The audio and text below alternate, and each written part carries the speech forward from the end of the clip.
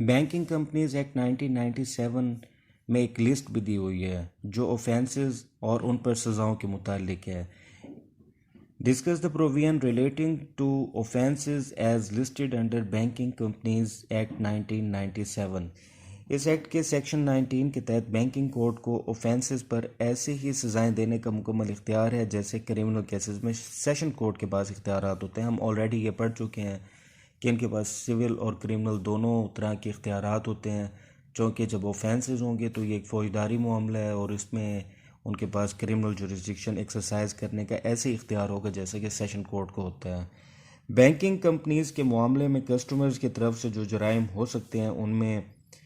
زمین، گاڑی یا گھر کے فیک ڈاکومنٹس جمع کرانا ہو سکتا ہے۔ ہم جانتے ہیں کہ یہ جتنے بینک سے قرضہ جات وصول کیے جاتے ہیں وہ ہائپوتھیکیشن کے طریقے سے کیے جاتے ہیں، یعنی ہم صرف ان کو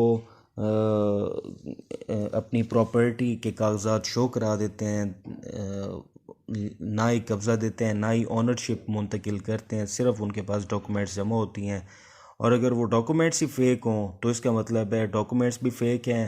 اور قبضہ بھی ہمارے پاس ہے، ملکیت بھی ہمارے پاس ہے، تو پھر ہم نے سیکیورٹی کی مد میں بینک کو کچھ بھی نہیں دیا۔ اس سلسلے میں دوسرا جرم مس ریپریزنٹیشن کا ہو سکتا ہے کہ جائیداد کی ملکیت کے حوالے سے یا پوزیشن کے حوالے سے غلط بیانی کی گئی ہو، پراپرٹی اپنی ہونا اور پوزیشن اپنا شو کرا دیا گیا ہو کہ یہ ہمارا ہے اور ہم بیٹھے خود کرائے پہ ہوں۔ تیسرا بڑا جرم طے شدہ اوبلیگیشن کو پورا نہ کرنے کا بھی ہو سکتا ہے، یعنی جو ہم نے آپس میں ایک کانٹریکٹ کیا اس کو پھر ہم نے پورا نہیں کیا، یا گروی رکھی گئی پراپرٹی میں سے پراپرٹی کا کچھ حصہ اپنی دوسری پراپرٹی کے ساتھ ملا دینا بھی جرم ہے۔ ان تمام صورتوں میں 3 سال تک کی سزا اور جرم کی وجہ سے مالیاتی جو نقصان ہوا ہوگا اس کا ازالہ کرنا بھی شامل ہوگا۔ بینکنگ کورٹ کے فیصلے کے خلاف